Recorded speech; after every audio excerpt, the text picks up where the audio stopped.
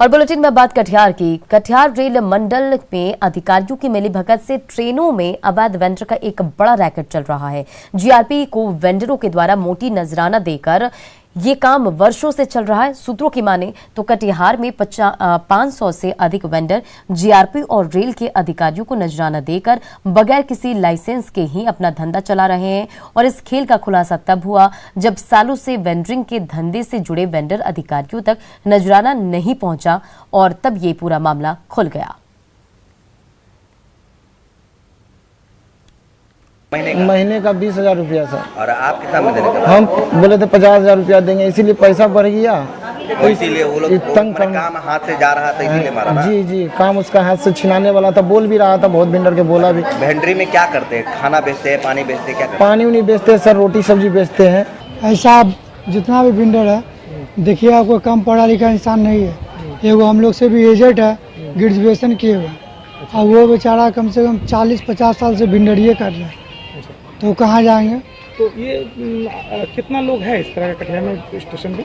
हम लोग 100 आदमी लगभग होंगे, 100-150 आदमी। कटिहार में रेलवे अधिकारियों के मिलीभगत से स्टेशन में अवैध वेंडरों का एक बड़ा रैकेट चल रहा है। इसका खुलासा तब हुआ जब दो वेंडर के ग्रुप अधिकारियों तक पैसा देने को लेकर आपस में ही उलझ पड़े।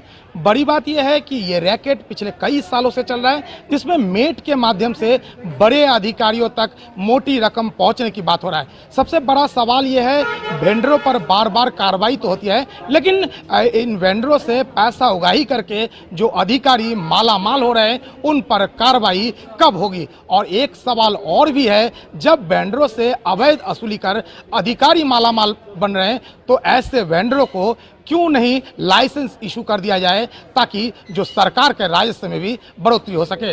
सुब्रत, न्यूज़ 18 कटिहार। उधर नवादा के हिसुआ में टीएस कॉलेज के पास एक नवजात बच्ची लावारिस अवस्था में पाई गई। इसकी सूचना जैसी कलेक्टर को मिली, उन्होंने बच्ची को बचाने की मुहिम चलाई और एक्सपर्ट डॉक्टर की निगरानी में उसका इलाज शुरू करवाया। कलेक्टर ने बच्ची का नाम निशा रखा और मामले से ज्यादा जानकारी दे रहे हमारे सहयोगी अनिल विशाल। अगर कहीं पे मतलब सेक्लूडेड जगह पे अगर कोई पाया जाता है तो उसको हम लोग अपने एसएनसीयू के अंदर लेके आते हैं। तो यहाँ पे डॉक्टर महेश है, जिन्होंने उनको अपनी निगरानी में बच्ची को अभी एसएनसीयू के अंदर रखा हुआ है। और हम ही लोगों ने आज बच्ची का नामकरण भी किया है। उस बच्ची का नाम रखा गया निशा। ठीक है, तो क्योंकि नवजात बच्ची है, कोई उसका केयर टेकर नहीं है, तो हम लोग केयर टेकर हैं। बेटियां आज भी अभिशाप बनी हुई है और आज भी कुछ ऐसे लोग हैं जो बेटी के जन्म लेने के बाद उसे यूं ही छोड़ देते हैं। और कुछ ऐसा ही मामला नवादा के हिसुआ से आया है, जहां टीएस कॉलेज के समीप एक प्री मैच्योर बेबी को उसके अपनों ने ठुकरा दिया और उसे लावारिस अवस्था में छोड़कर चले गए। जब अपनों ने उसे ठुकरा दिया तो उसे अपनाने के लिए नवादा जिला प्रशासन की टीम सामने आई और उस बच्ची को बचाने में जुट गई। जैसे ही यह जानकारी नवादा जिलाधिकारी यशपाल मीणा को मिली, उन्होंने फ़ौरन ही इस बच्ची के इलाज के लिए नवादा सदर एसडीएम को भेजा और बच्ची को नवादा सदर अस्पताल लाया गया, जहां एक्सपर्ट टीम की नज़र में उसकी इलाज चल रहा है और आने वाले कुछ समय में उसकी यहीं पे इलाज होगा।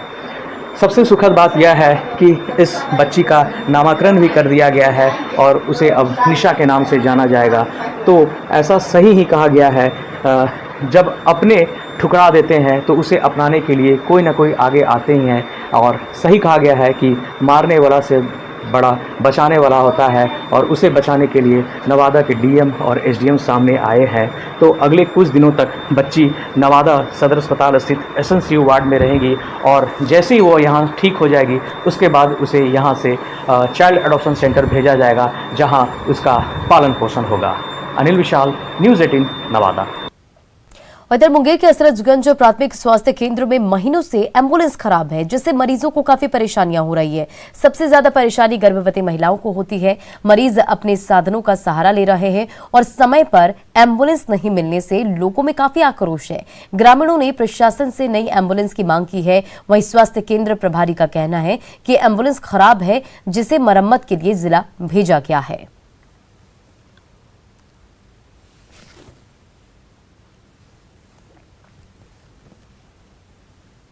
और गर्मी बढ़ने के साथ साथ राजधानी पटना में पानी की किल्लत होने लगी है। राजा बाजार इलाके में पिछले 4 से 5 दिनों से पानी नहीं आ रहा, जिसके कारण स्थानीय लोग पानी के लिए काफी परेशान हैं। स्थानीय लोगों के बीच पानी को लेकर हाहाकार मचा हुआ है और इस तपती गर्मी में लोगों की सबसे बड़ी समस्या पीने के पानी को लेकर हो रही है। राजा बाजार शेखपुरा बिंद टोली के लोग पानी को लेकर काफी परेशान हैं, जिससे लोगों में काफी नाराजगी है।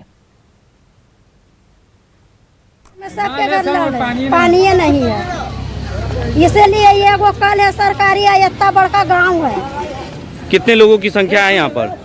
यहाँ करीब हजारों से कम होगा। यहाँ चार से पानी नहीं आ रहा। हम 4 दिन से नहीं नहा पाए हैं। यहाँ पर मोटर है, लेकिन इतना भीड़ रहता है ना, तो माथा मेरा फूट चुका था। काहे नहीं पानी आ रहा, वजह क्या है? तो मालूम नहीं है, तो पता है, बोला कि लाइन कटा हुआ है, लाइन की प्रॉब्लम है। पहले आता था? हाँ, पहले तो आता था। 7 दिन पहले। गर्मी में कैसे जीवन यापन हो रहा है? खाना कैसे बन रहा है? लोग ना वही मोटर का पानी यहाँ फ्लैट इससे कहीं मांगते हैं, कहीं मोटर फैलाते हैं।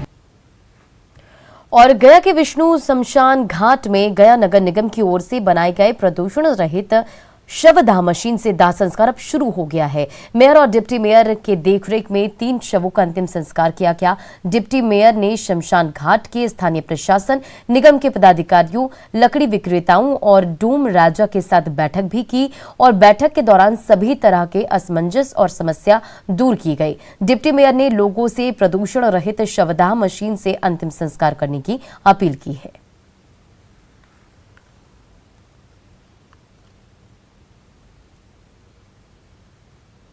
के अंदर पानी है, टैंक के अंदर पानी भरा हुआ है, उसके अंदर वो मोटर पंप लगा हुआ है, वो सप्लाई देता है और धुआं और प्रदूषण रहित जो है इसको बनाता है। उसके बाद ये ट्रॉली जो है सो कंप्रेसर के अंदर जाता है।